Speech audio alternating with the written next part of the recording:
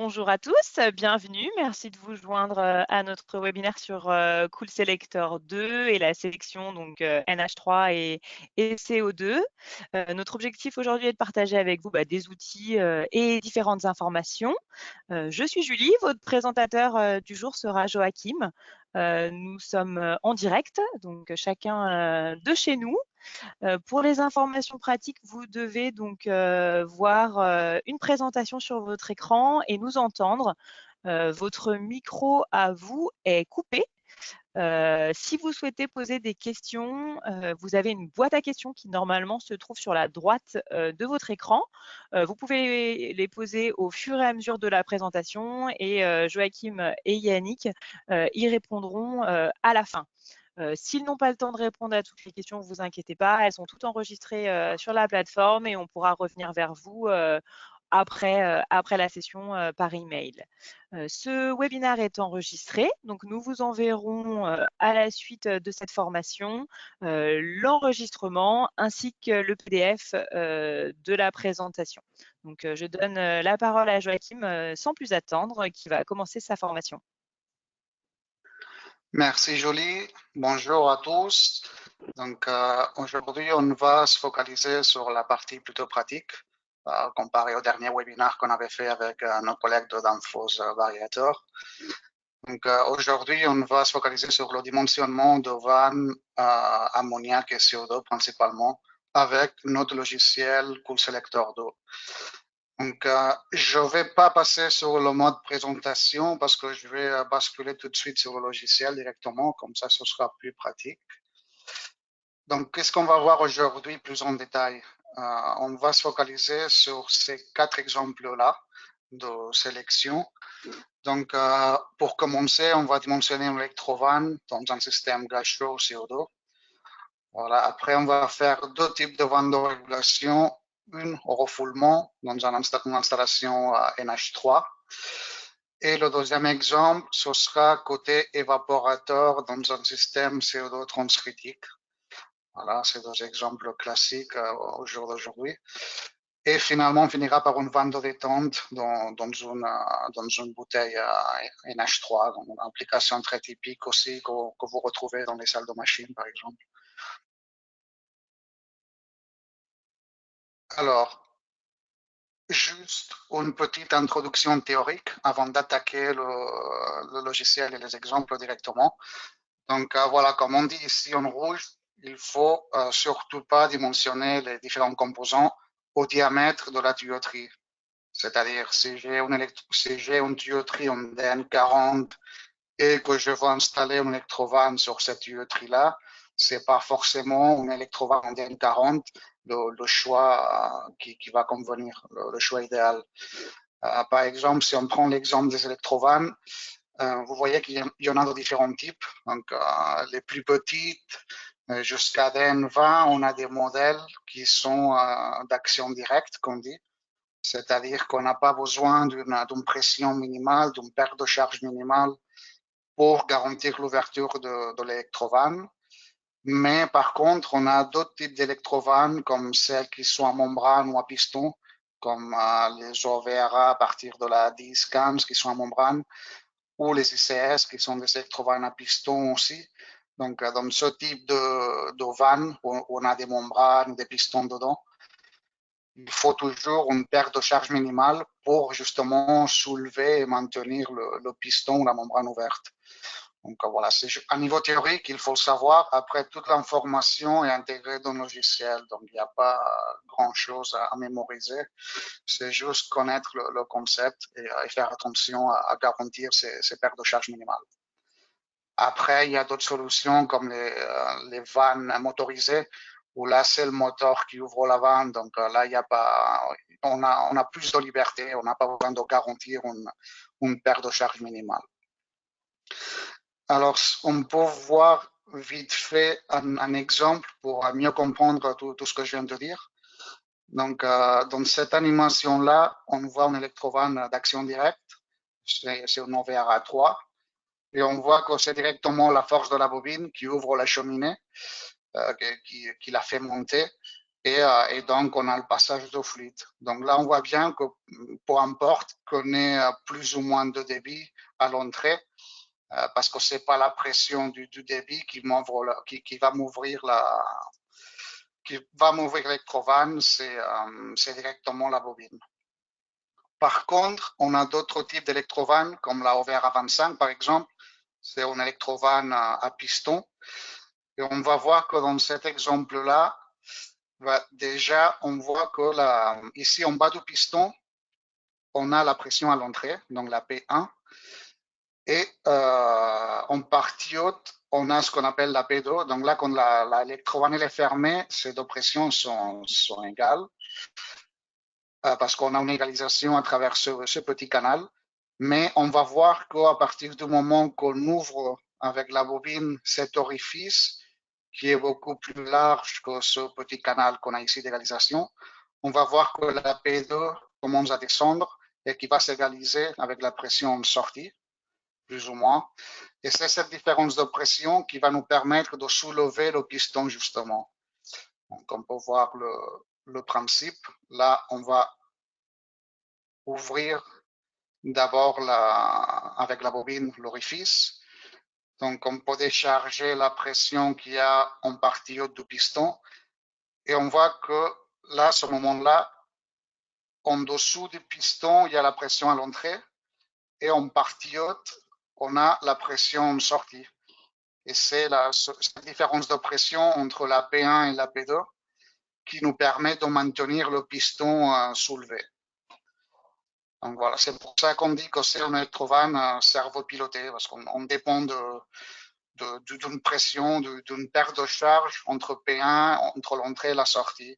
Donc, qu'est-ce qui se passe si la P1, la perte de charge entre la P1 et la P2 n'est pas suffisamment importante, si on n'a pas assez de débit, on ne va pas avoir une pression suffisante pour maintenir le piston ouvert et on va avoir du pompage, c'est-à-dire du on-off, un fonctionnement qu'on appelle unstable. Voilà, donc ça c'était la petite introduction théorique. Et là, on passe directement sur le premier exemple. Donc, comme on l'a dit, notre premier exemple va être une électrovanne gâchot dans un système CO2. Donc, d'abord, déjà, avant d'aller sur le logiciel, je vous préconise, sauf si c'est un élément très, très simple, mais dans la plupart des cas, c'est très pratique de faire un petit schéma de principe, voir quelle est la pression que j'ai en amont, voir quelle est la pression que j'ai en aval, les risques qu'il peut y avoir, etc. Donc, dans cet exemple-là, par exemple, en amont, typiquement, refoulement des compresseurs, quand je passe en dégivrage dans un système CO2, je vais avoir facilement 45-50 bars en amont de l'électrovanne. Tandis qu'en aval, mon évaporateur, il est à moins 10 ou il peut être même à moins 30, moins 40. Et je peux avoir des ailes tapées à l'ouverture qui peuvent aller jusqu'à 30-40 bars facilement. Donc là, si je fais l'ouverture tout d'un coup, on peut avoir un risque important de générer un coup de bélier, par exemple. Imaginons si ici, dans ma tuyauterie, c'est une tuyauterie assez longue et que j'ai du liquide condensé. Donc, dès que je vais ouvrir l'électrovanne et que j'ai un tel tapé de 40 bars, je vais avoir une propulsion de ce liquide qui peut, par exemple, m'abîmer ce coude-là ou générer d'autres problèmes. Donc là, par exemple, dans cette application-là, déjà, on voit bien que c'est intéressant de faire une ouverture graduelle. Donc, trois options vous présentent. La première, très classique, mettre une petite électrovanne en parallèle pour faire une ouverture de 10-15% au début et après du 80 ou 90% qui reste avec la grosse électrovanne. Pour remplacer ça, si on veut simplifier la tuyauterie, on peut aussi partir sur une vanne motorisée. Donc, avec une vanne motorisée, on peut l'ouvrir à la vitesse qu'on souhaite sans aucun problème. Sinon, on a encore une troisième alternative. C'est un nouveau produit chez Danfoss il y a quelques mois qui s'appelle la ICS-H. Donc, la ICS-H, c'est une électrovanne d'ouverture en deux étapes. Donc, d'abord, on va ouvrir en 10 ou 15%, et ensuite, avec la deuxième bobine, on va faire le reste de l'ouverture. Voilà, donc une fois on a défini notre schéma de principe, les risques, ce qu'on souhaite faire, maintenant on peut passer sur le logiciel. Donc, je vais ouvrir directement le logiciel. J'espère que ça passe vite au niveau de la connexion. Donc, pour ceux qui vous ne connaissez pas le logiciel encore, il y a plusieurs modes de fonctionnement, on va dire. Donc, aujourd'hui, on va se focaliser sur les deux premiers, sur les deux premières options. Donc, pour ce premier exemple-là, on va faire une sélection qu'on appelle simple, c'est-à-dire un seul composant à la fois. Et après, dans les autres exemples, on fera des sélections de série aussi pour faire des panoplies plus complètes. Donc déjà, pour cet exemple-là, on va cliquer sur l'onglet Electrovan. Voilà, j'espère que ça passe assez vite au niveau de la connexion. La première chose qu'il faut faire, c'est définir notre système. Donc là, on est en dégivrage gaz chaud. On va aller chercher notre schéma de principe avec dégivrage gaz chaud. Tac. Après, on peut définir l'eau fluide. Donc là, c'était du CO2. Et ensuite, si on veut, on peut définir aussi le type de raccordement de notre tuyauterie. Comme ça, les codes proposés pour chaque vanne vont s'adapter à notre tuyauterie directement. Donc là, par exemple, si on veut faire abraser pour du cuivre, on peut sélectionner l'option brasure ainsi. Comme ça, tous les codes proposés seront adaptés pour ce type de tuyauterie. Donc maintenant, notre ligne gachot, c'est celle-là. Alors la première, celle qu'on voit en rouge foncé, on va dire, c'est la ligne du collecteur. Donc le collecteur qui alimente tous les évaporateurs. Et la ligne en orange plutôt, c'est l'alimentation qui rentre dans chaque évaporateur. Donc c'est bien la ligne orange sur laquelle on travaille pour cette application-là. OK, donc maintenant, quand on clique sur la ligne, il nous demande de définir les conditions de fonctionnement de notre installation. Donc là, on va partir sur un exemple avec 50 kW. En évaporation, on va partir sur 30, c'est une valeur assez classique. Voilà, et maintenant, en condensation, typiquement, la condensation dans un système CO2 subcritique, par exemple, elle peut être à 0, voire en négatif. Mais pendant le dégivrage, cette condensation-là, elle va être forcée et on va monter à plus 10, plus 15 pour avoir au minimum 45, 50 bars. C'est une pression minimale afin de pouvoir dégivrer. Parce que si on a une pression de 0, évidemment, on ne pourra pas dégivrer. Donc là, on va mettre une valeur de plus 10, par exemple. Alors là, je fais exprès, il nous montre cette erreur-là. Pourquoi? Parce que moi, j'essaie de rentrer en condensation de plus 10, tandis qu'après, je lui demande un dégivrage à plus 10 aussi. Donc ça ne peut pas marcher. Il faut que je raisonne à l'envers. D'abord, je vais définir ma pression de dégivrage. Je vais mettre une pression de plus 5. Voilà, c'est une valeur typique entre plus 5 et plus 7. C'est un réglage typique pour un dégivrage au CO2. Cette valeur-là, en fait, c'est la pression que j'ai en aval de cette vanne du collecteur gachot. Typiquement, au CO2, on n'aura pas cette vanne, donc on va mettre juste 2 ou 3 Kelvin de plus de ce que j'ai en dégivrage dans l'évaporateur. Donc, je vais mettre 7, par exemple. Et maintenant, oui, il va m'autoriser à mettre la pression de plus 10. Voilà, maintenant, il n'y a pas de problème. L'autre facteur important à définir, c'est ici. Donc, par exemple, là, dans ce système-là, on va considérer que le drainage des gaz chauds condensés va se faire vers une bouteille qui est à moins 30 aussi. Mais la plupart de vous, vous savez qu'il y a des systèmes qu'on appelle 4 tubes où on va faire la décharge de dégivrage gaz chaud vers une capacité qui peut être à moins 10 ou par exemple on sait de transcritique, la décharge va se faire vers le réservoir liquide par exemple. Donc, si on souhaite modifier cette valeur-là, on peut le faire ici. Hop. Et comme ça, on peut modifier. Par exemple, dans notre système pseudo-transcriptique, on pourrait mettre une pression de +3, c'est une valeur typique. Voilà. Sinon, dans notre exemple, on va laisser la même pression comme un évaporateur. On va considérer qu'on fait le drainage vers le séparateur d'épée. Voilà. Et après, l'autre facteur important pour le givrage ratio, c'est ce numéro-là, le facteur de puissance de givrage. C'est le facteur que chez Danfoss, on utilise pour surdimensionner le débit massique de gaz chaud par rapport au débit en mode froid. C'est-à-dire, nous, pour dimensionner le gaz chaud, ce qu'on va faire, c'est prendre les 50 kW, on va les diviser par la différence d'enthalpie qu'on a pendant le dégivrage, c'est-à-dire du gaz chaud à +5 surchauffé à 40, et en sortie du liquide saturé à +5. Donc, on prend cette différence d'enthalpie, on fait 50 kW diviser cette différence, on multiplie x 2 et on obtient notre débit de gaz chaud, que dans ce cas-là, il va être de 1380 kg/h.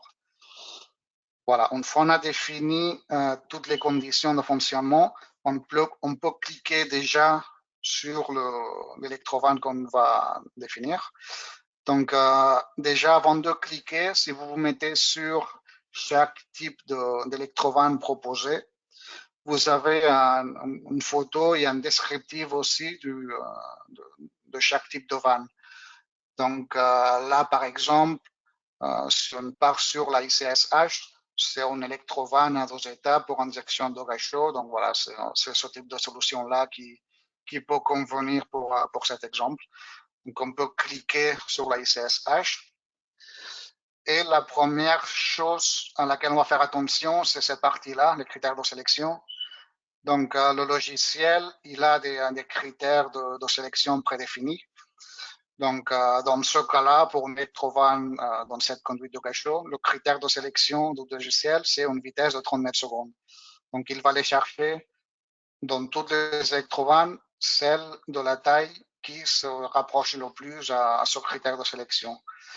Donc là, par exemple, ce serait la ICSH 25, mais si on veut tester avec un critère de sélection secondaire, comme la chute de pression dans ce cas-là, on peut cliquer et on voit qu'on reste sur la même électrovanne. Donc ça nous donne déjà une indication que c'est un résultat plutôt raisonnable de choisir ce type d'électrovanne, la 25-25. Alors maintenant, si on fait un focus sur chaque colonne, sur ce que veut dire chaque valeur, parce qu'il y a pas mal d'informations. Donc déjà, on a le type d'électrovanne, d'accord. On a son DN nominal. Alors le DN nominal, c'est le DN plus habituel pour chaque type de vanne. Mais sachez qu'une ICS 25-25, elle peut exister en DN 20, 25, 32 et 40. Voilà, ici les résultats qu'on affiche, notamment concernant la vitesse, c'est par rapport à un DN25, mais sachez qu'on peut sous-dimensionner ou surdimensionner les connexions dans la plupart des vannes. Le KV, la valeur KV, c'est une valeur qui permet de comparer la capacité de différents types de vannes. C'est une valeur internationale, en fait, tous les fabricants doivent vous donner la valeur KV de chaque vanne, et cela vous permet de comparer la capacité d'une vanne d'un fabricant X avec celle d'un autre fabricant, par exemple.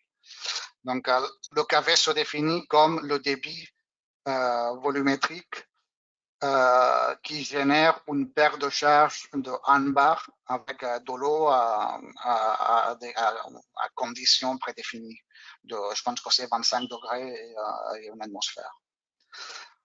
Voilà. Delta P100, c'est la paire de charge à travers l'électrovanne à partir de laquelle on va dire que l'électrovanne est 100% ouverte. Donc là, vous voyez que pour toutes les électrovannes à piston, comme c'est les ICSH, c'est à partir de 0,2 bar de paire de charge qu'on considère que la vanne est 100% ouverte. Delta P min, c'est la paire de charge minimale à partir de laquelle l'électrovanne commence à être ouverte de façon stable, c'est-à-dire si on a des paires de charges inférieures, là, on peut aller chercher des vannes plus grosses. Par exemple, si on regarde la 65, on a une paire de charges qui est inférieure à la paire de charges minimale. Donc, c'est pour ça qu'elle est en rouge, parce qu'elle aurait un fonctionnement instable. Voilà, donc ça c'est pour la paire de charges mini.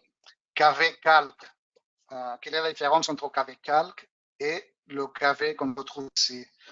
KV calque, c'est la valeur de KV avec l'ouverture actuelle de ma vanne.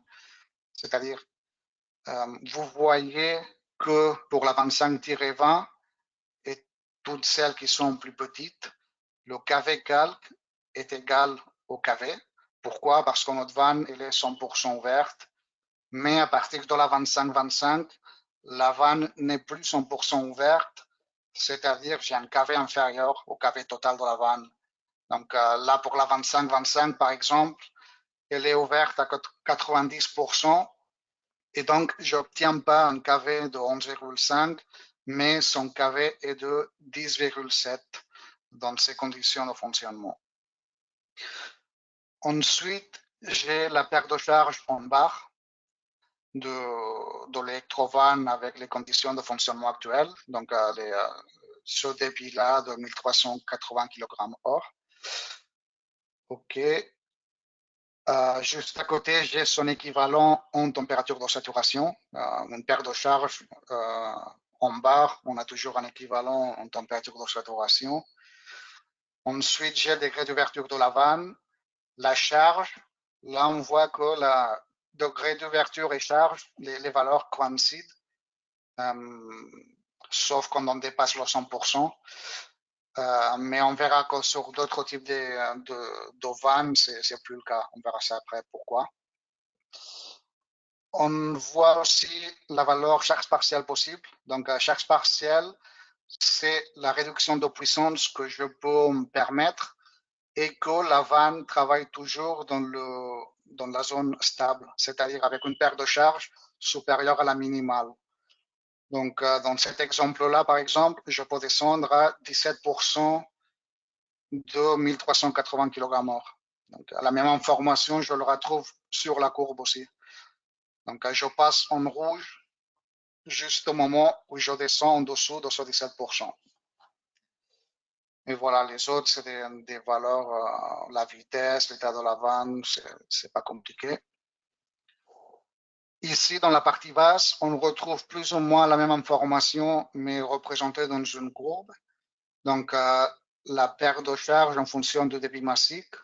Le point vert, c'est les 1380 kg/h que j'ai défini. Et je peux analyser qu'est-ce qui se passe si, par exemple, je fais passer 800 en lieu de 1380. Donc là, je vois que la paire de charges serait de 0,15 plutôt, mais que je suis dans un état de partiellement ouvert et avec un fonctionnement stable. Par contre, si je me rapproche des 200 kg/h, là, je vois que la paire de charges commence à devenir trop faible et donc j'ai un fonctionnement qui commence à devenir instable. D'autres informations intéressantes que vous pouvez obtenir, si vous cliquez sur détail des performances, vous pouvez voir votre schéma pression enthalpie.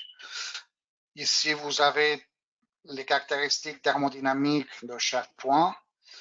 Et même si vous cliquez ici, hop, on vous montre le schéma avec vos valeurs actuelles que vous pouvez copier, faire imprimer ou autre.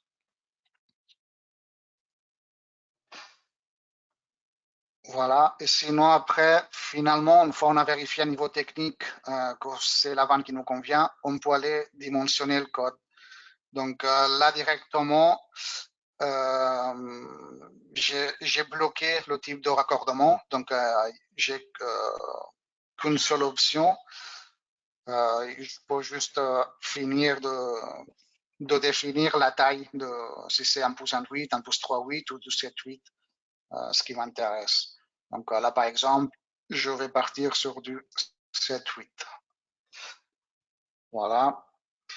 Donc, cet exemple-là, il est fini. Si vous avez des questions, on pourra les voir après. Alors, maintenant, si on passe sur le suivant exemple, ici, on va se focaliser sur une vanne de refoulement dans un système NH3 et on va faire cet exemple-là. Donc, notamment la vanne de refoulement qu'il y a après le séparateur d'huile. Alors, quelle est l'utilité de cette vanne? Cette vanne, souvent, on la retrouve et elle travaille pour avoir au démarrage une pression suffisante d'huile pour permettre la circulation. Parce qu'au démarrage, il n'y a pas un delta P important entre le refoulement et l'aspiration. Donc, on pourrait avoir un risque de ne pas avoir une arrivée d'huile suffisante pour alimenter le compresseur, pour lubrifier le compresseur. Donc, c'est pour ça qu'on installe ce type de vanne, c'est-à-dire la vanne pendant le démarrage, elle va nous maintenir une pression suffisante ici, dans le séparateur d'huile, afin de permettre de lubrifier le compresseur avec de l'huile. Voilà. Et après, une fois la phase de démarrage sera terminée, naturellement, la pression ici va remonter et on va dépasser le réglage du CVP ou du CVPP, que c'est le pilote pressostatique, soit en CVP si on fait un maintien en amont, ou soit en CVPP si on fait une pression différentielle. Donc, à partir du moment qu'on dépasse le réglage, voilà, la vanne va commencer à être 100% ouverte. Dans d'autres exemples, on peut avoir aussi très typiquement un pilote OVM en parallèle du pilote pressostatique. Donc, c'est-à-dire, par exemple, dans une récup de chaleur, quand on est en récup, la vanne va être partiellement ou totalement fermée pour maintenir une pression en amont et alimenter les échangeurs de récupération de chaleur. Donc, et après, une fois on a terminé le mode récup de chaleur, on va forcer la vanne d'être 100% ouverte à travers le pilote OVM. Donc voilà, ça c'est des applications typiques au refoulement. Donc l'idée c'est ça, c'est que nous on va dimensionner la vanne quand on demande qu'elle soit 100% ouverte. On ne la dimensionne pas quand pour qu'elle soit fermée dans les modes de récup de chaleur ou dans le démarrage. Parce qu'au démarrage et dans les modes de récup, la vanne va être fermée totalement ou partiellement. Donc là, il n'y a pas grand-chose à vérifier. Mais c'est au moment où on demande à la vanne d'être grande ouverte, là où il faut vérifier les paires de charge et ses performances. Donc, on va faire cet exemple-là. Hop, on peut rajouter un nouveau onglet. Donc là, on se pose la question, je dimensionne mon électrovanne, cette vanne de refoulement comme une électrovanne ou comme une vanne de régulation. Pour moi, c'est plus logique de la dimensionner comme étant une électrovanne.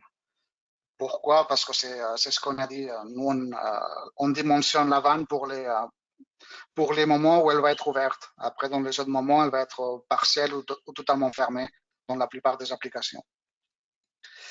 Donc voilà, on fait clic sur électrovanne à nouveau. Là, celui-là, on va le faire en série. Donc là, on ouvre un nouveau onglet. Et là, par contre, on va sur les sélections de série.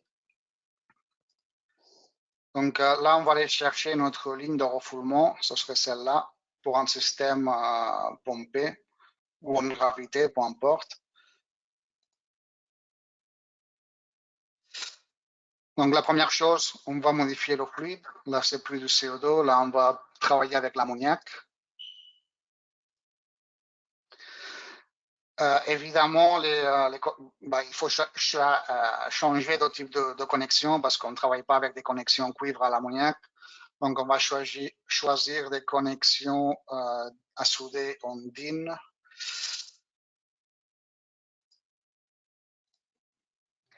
Voilà.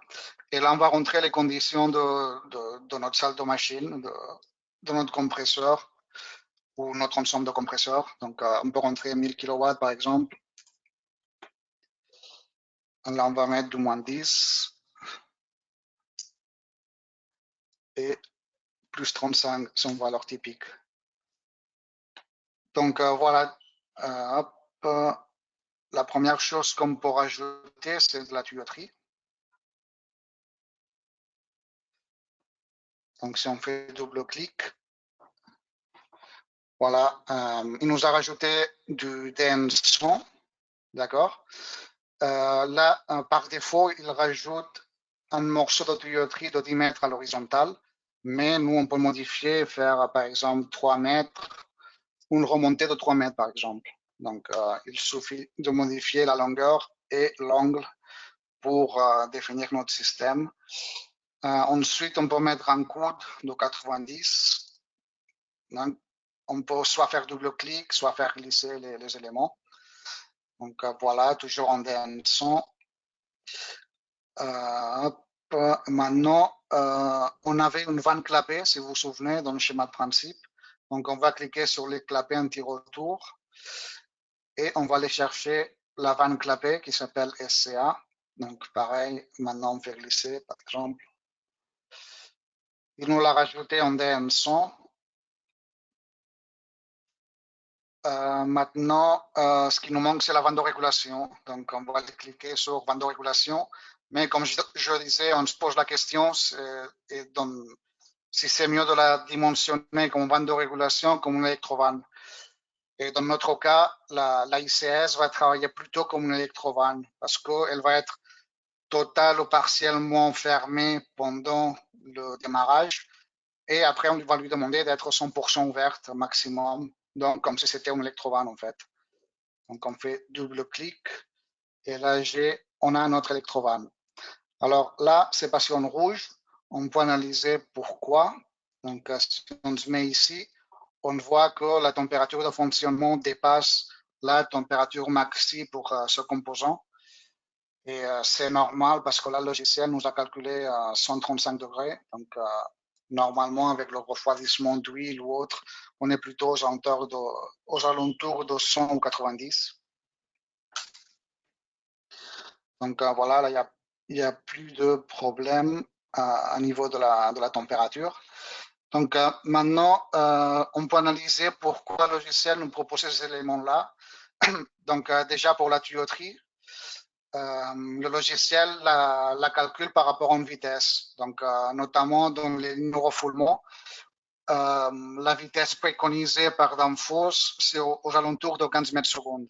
Donc, maintenant, si on fait clic sur la tuyauterie, on va voir que celle qui se rapproche le plus des 15 mètres secondes, c'est l'ODM100. Et c'est pour ça donc que le logiciel a pris l'ODM100. Pour le code, c'est pareil que pour la tuyauterie. Pour la vanne clapée, on peut cliquer aussi et voir les différentes propositions. Et là, le critère de sélection, c'est une vitesse pour les vannes clapées de 19 mètres secondes. Donc, pareil, si on va chercher les vitesses, on voit que celle qui se rapproche le plus des 19 mètres secondes préconisées, c'est la SCA 80. Donc, on va laisser la SCA 80. Hop. Donc là, il n'y aura plus besoin de réducteur. Et là, pour l'ICS, si on clique dessus, le critère de sélection pour les électrovannes refoulement, c'est aller chercher une chute de pression de 0,2 bar. Donc, c'est pour ça qu'il considère la ICS 80 comme étant le choix idéal. Donc, on va laisser cette option-là. Mais maintenant, qu'est-ce qu'il faut faire? Il faut analyser déjà si on a de l'HP flottante. Par exemple, si on a un régime hiver et qu'on peut réduire notre HP à 25 au lieu de 35, on peut simuler directement ici en modifiant 35 par 25. Ou si on veut garder cet onglet-là, on peut faire copier la sélection ici, en haut à droite. Ici, on peut renommer ce nouveau onglet. Donc, si on clique avec le bouton droit de la souris, on fait renommer. On peut mettre HP flottante. Donc maintenant, j'ai la même sélection qu'avant et je peux juste modifier l'HP sans pas toucher à tout le reste. Comme ça, je n'ai pas besoin de tout refaire. Et maintenant, je vérifie juste si mon système continue à travailler correctement, si les paires de charges que le logiciel affiche sont toujours acceptables ou pas pour moi. On voit que dès qu'on descend d'un HP, là, la paire de charges commence à augmenter, par exemple. Mais là, par exemple, on n'a pas considéré que souvent en hiver, la puissance va être inférieure aussi. Donc voilà, en tout cas, on peut analyser tout ça très, très facile et très rapidement. Sinon, si on revient à l'exemple avec l'HP de 35, à part l'HP flottante, il faut analyser les charges partielles possibles. Donc, on peut le faire de différentes façons, soit en cliquant sur chaque élément. Donc, si je clique sur la vanne clapée, j'ai directement la charge partielle possible qui m'autorise la SCA 80. Donc, celle-là, elle m'autorise une charge partielle de 16%, ce qui fait 160 kW. Maintenant, je peux voir la même chose pour la ICS 80. Celle-là, elle m'autorise une charge partielle exactement la même de 16%. Donc là, c'est par hasard, ça coïncide. Mais par exemple, si là je mets une ICS 100,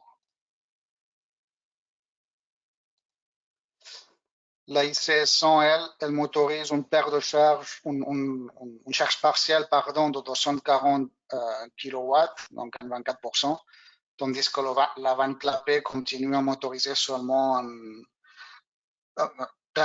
permet de réduire, pardon, un peu plus à 160 kW.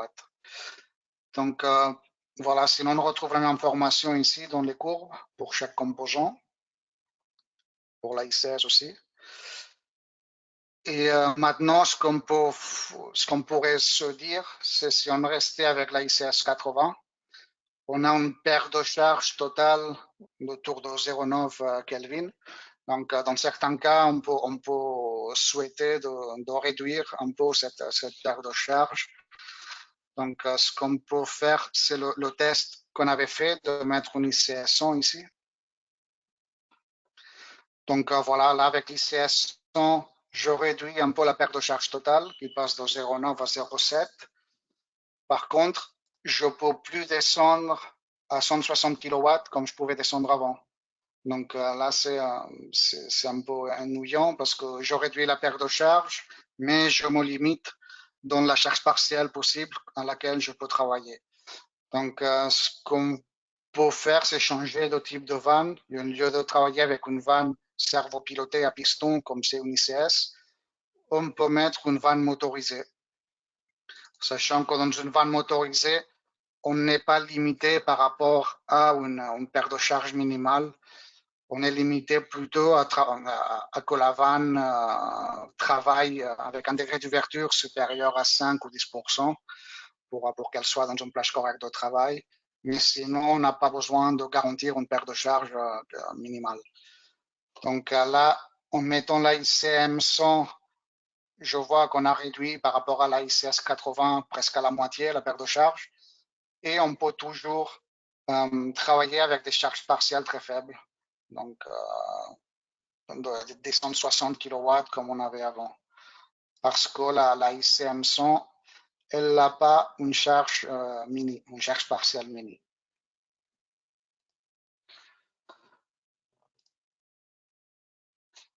Voilà, donc maintenant, le troisième exemple, ce sera celui-là. Ce sera une vanne de régulation dans un évaporateur en CO2 critique. Donc, on va être ici en sortie de l'évaporateur négatif. Donc, on peut imaginer qu'on a une centrale avec l'AVP qui aspire à moins 40, donc soit à 10 bars.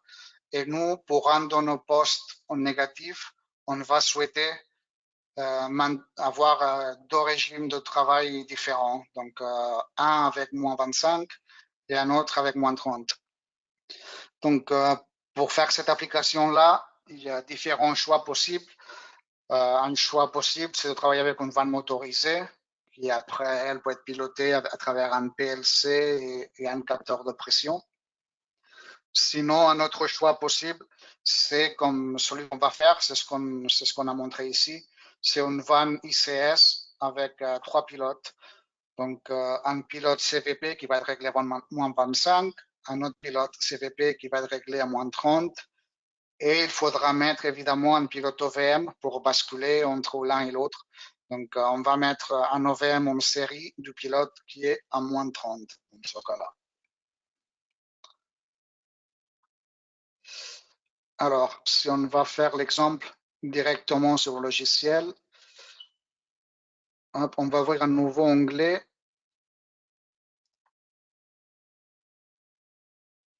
Et maintenant, on va faire la sélection simple. Donc, on va revenir ici.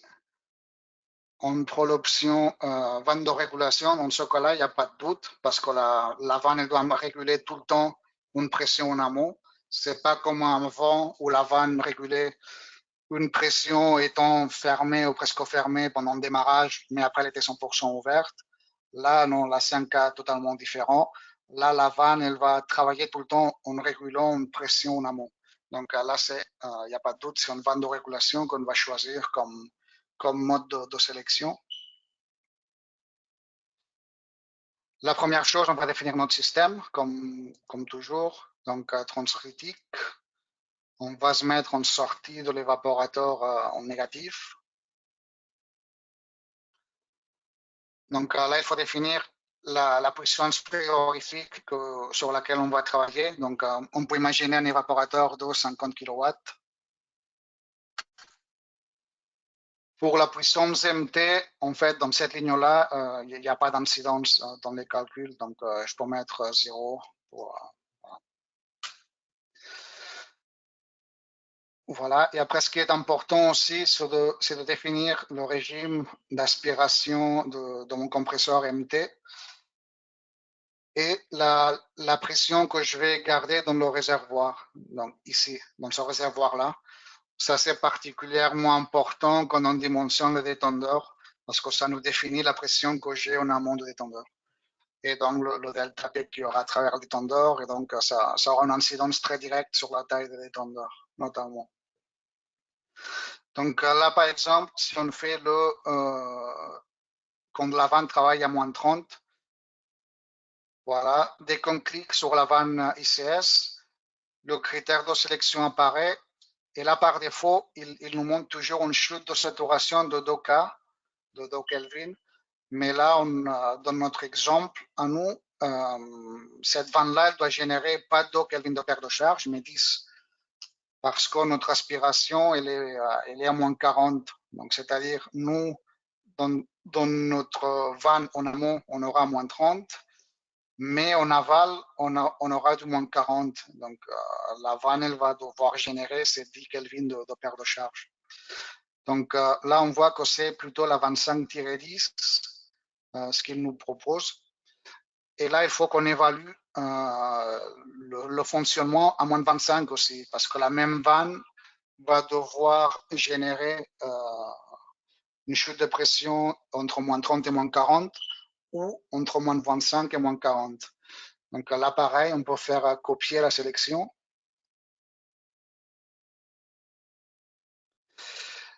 Et on va modifier notre température en amont de la vanne, c'est-à-dire on va mettre les moins 25 qu'on souhaite garder en amont, en sortie de l'évaporateur.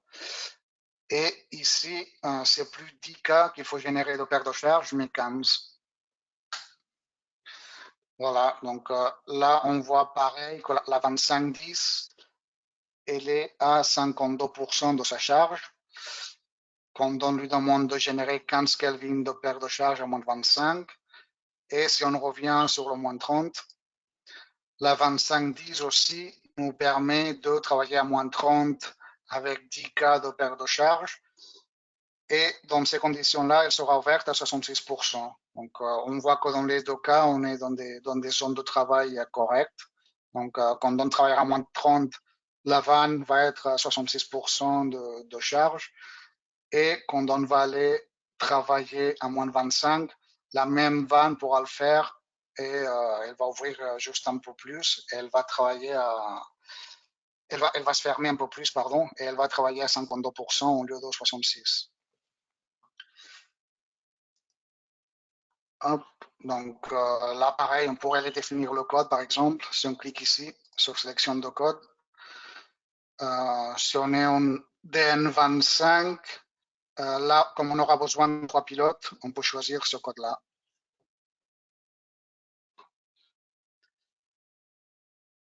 Donc voilà pour l'exemple numéro 3.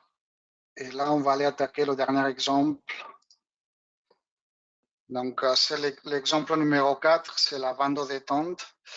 Donc, là, on voit un schéma de principe classique aussi que vous retrouvez dans pas mal de salles de machines ammoniaque. Donc, un système de régulation HP où la vanne d'injection liquide ou vanne de détente va ouvrir plus ou moins afin de maintenir toujours un niveau de liquide dans la bouteille liquide ou le réservoir liquide. Donc voilà, pour faire cet exemple-là, on revient sur le logiciel et celui-là, on va rebasculer sur le calcul en série parce que cela nous permettra aussi de dimensionner la tuyauterie amont des tendeurs et aval des tendeurs également. Donc, on va choisir notre ligne, c'est la ligne qu'il y a après le condenseur, voilà, qui fait la détente vers la VP.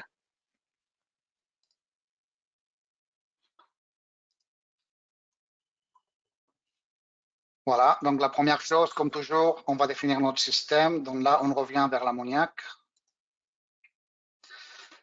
Puissance théorique, on peut mettre la même qu'on avait mis avant, donc les 1000 kW, entre moins 10 et plus 35 par exemple, plus 45 même.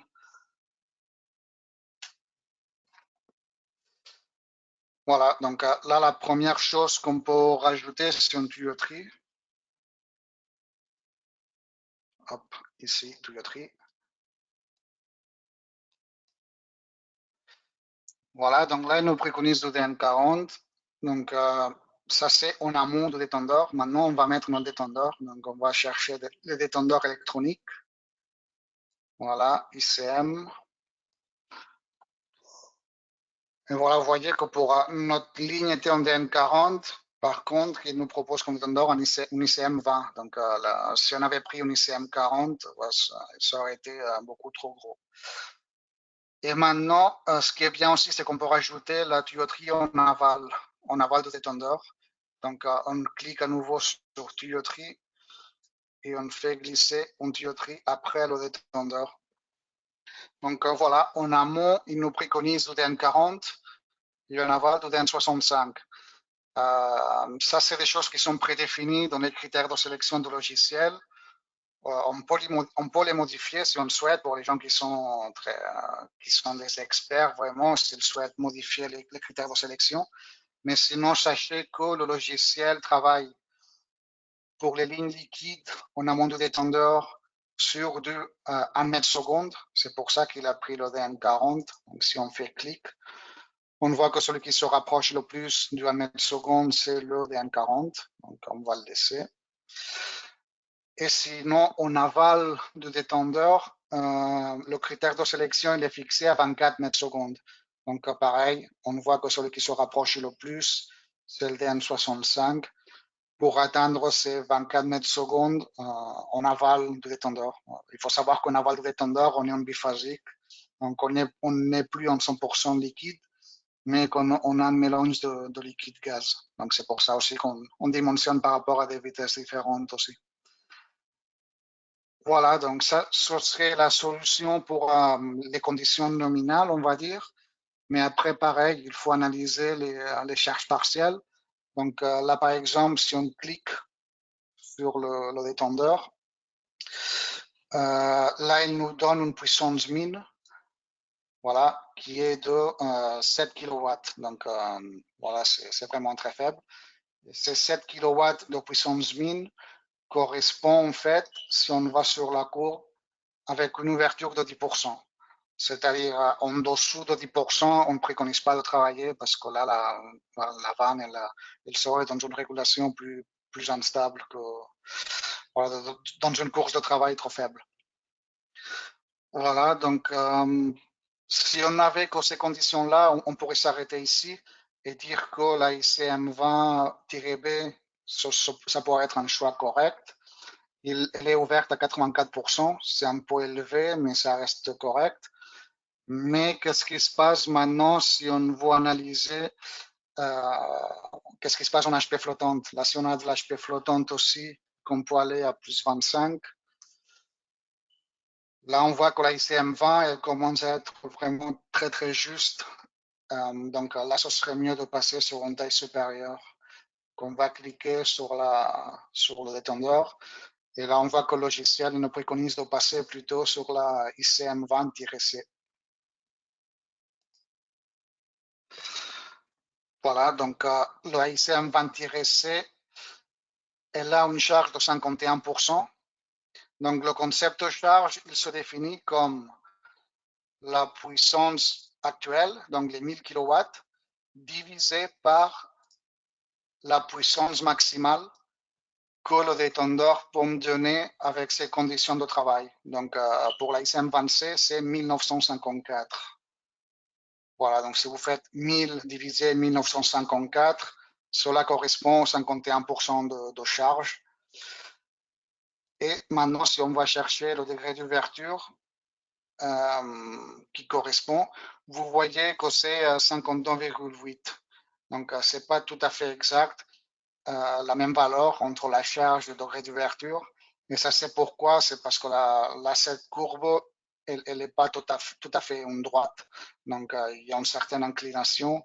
Et c'est pour ça, dès qu'on se rapproche dans les extrêmes, on voit une différence de plus en plus importante entre la charge et le degré d'ouverture.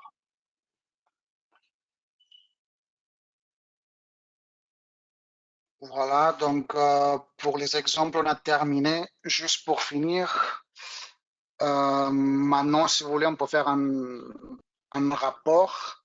Hop. Donc, voilà, le logiciel peut vous générer un rapport assez complet de chaque sélection qu'on a fait.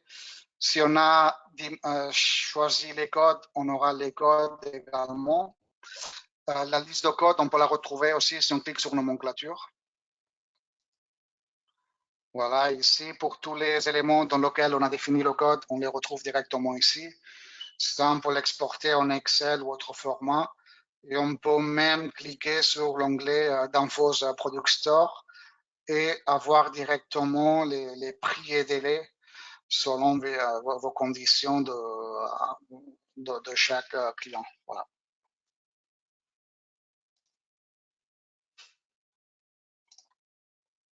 Donc, ce serait un exemple là d'une liste Cool Selector exportée sur le site d'infosstore.com. Donc, voilà, on a terminé. Il y a 5 minutes pour des questions. Et après, s'il y en a plus, on pourra continuer également. Donc, je vais voir s'il y a des questions. Mon collègue Yannick, on a répondu pas mal déjà.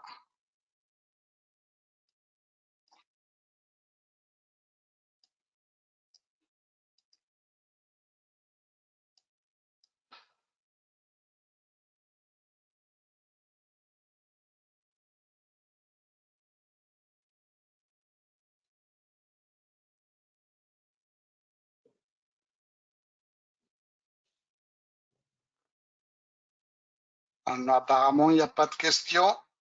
Si vous voulez les écrire dans le chat, comme ça on peut répondre dans les 5 minutes qui restent. On va laisser 1 ou 2 minutes, sinon s'il n'y a pas de questions, on va... Ou si ça vient plus tard après, on peut leur répondre individuellement par mail.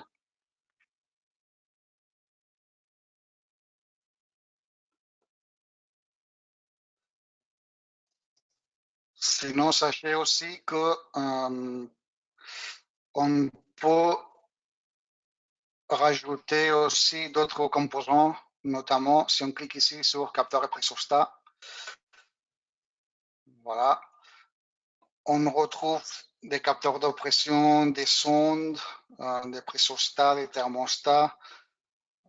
Par exemple, si on va aller chercher un pressostat de double sécurité au refoulement, voilà, on peut cliquer sur l'ammoniac pour filtrer. Et après, on peut rajouter plein d'autres filtres, par exemple, par rapport au type de connexion. Hop. Donc voilà, ici on a la liste de codes proposés.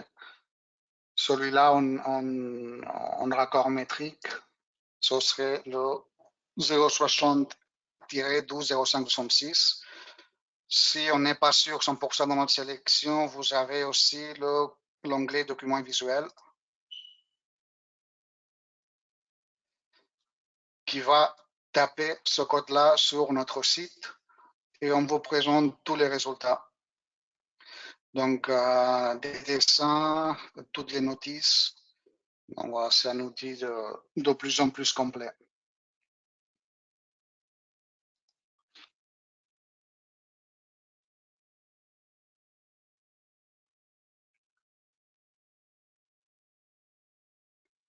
Je vois qu'il n'y a pas trop de questions, donc si vous voulez, s'il y a des sujets qui vous reviennent après, on peut les prendre par mail individuellement.